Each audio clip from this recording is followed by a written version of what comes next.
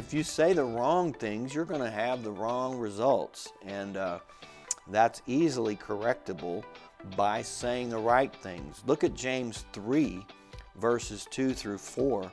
James 3, verses 2 through 4, we all stumble in many things. If anyone does not stumble in word, he's a perfect man or mature man, able also to bridle the whole body. Indeed, we put bits in horses' mouths that they may obey us, and we turn their whole body. Look also at ships, although they are so large and are driven by fierce winds, they are turned by a very small rudder wherever the pilot desires. So James is comparing your tongue to a bridle in a horse's mouth, and he's also comparing your tongue to a rudder on a ship. Now, ships can be very, very large, and that's what he said here. And the rudder, in comparison, is very small. It's a real small part of a ship. And on most ships and boats, the rudder is connected to the steering wheel. Well, just think about this. If you were to take a tour of a ship and the captain is showing you all the different parts of the ship, the engine room and the navigation system and the windows and all of the things, the safety equipment on board, and then he goes to the bridge and he shows you the steering wheel, you say, well, what is that? Oh, that's the steering wheel. Well, where does that go? Well, it's hooked up to the rudder. Well, what does that do? You'd think he was out of his mind if he said, oh, it doesn't do anything. It's just there for looks. It really doesn't matter which way you turn this wheel. I play with it all the time and turn it this way, that way. It doesn't matter which direction that the wheel is turning or the rudders are positioned, because, God knows our heart. And our motives are pure, and like we're going to launch out and we're going to Europe, and we've got a destination in planned, and God knows our heart, and our mission is right, so we're going to get there, no matter which way this rudder's facing. That'd just be foolish. That's not logical. It makes no sense. Well, when James says that your tongue is like the rudder on a ship, he's saying it does matter which way your tongue is going, that it literally controls the direction of your life. And it's important that you realize that you can say the wrong things and be going in the wrong direction and never put the two together.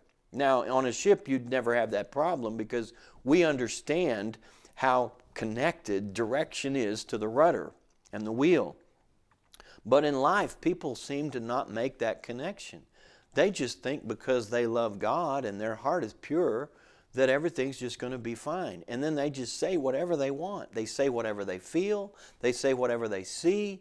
They begin to say things that contradict and deny the things that God has said, and they expect everything to turn out right. Well, according to James, it's very important which way your tongue is going. You need to govern the words of your mouth. Control the words that you say. In fact, he said that, how did he put it here?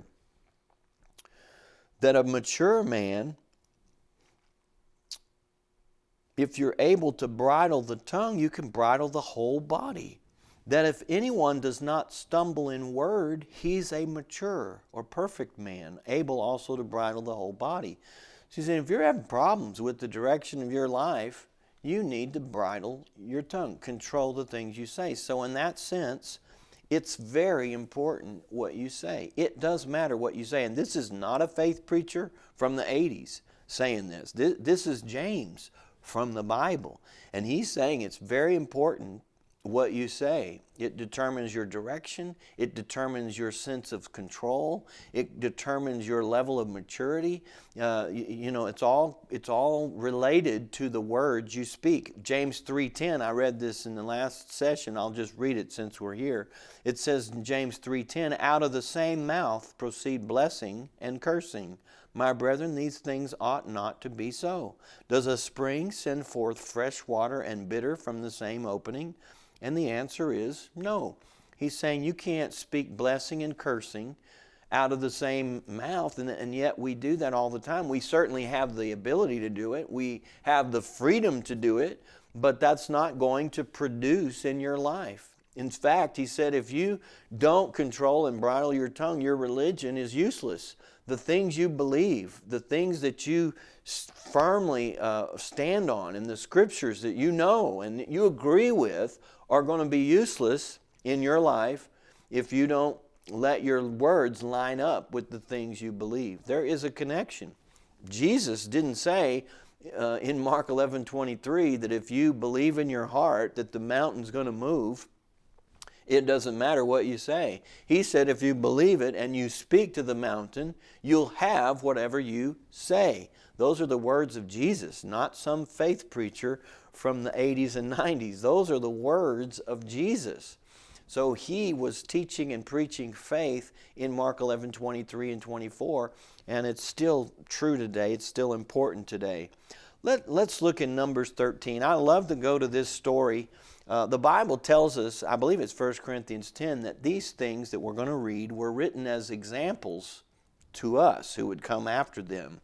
And in this case, it's actually a bad example. But we're answering the question, does it really matter what you say?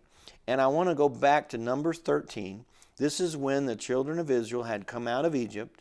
They went right up to the Jordan River, and they were going to go in and possess the promised land. Well, before they went to possess it, Moses picked out 12 men who represented Israel, and they were to go in and spy out the land. And they spent weeks over there spying out the land. Their job was to kind of, do reconnaissance and just decide who is where and where are the enemies and where are the cities and what are we looking at.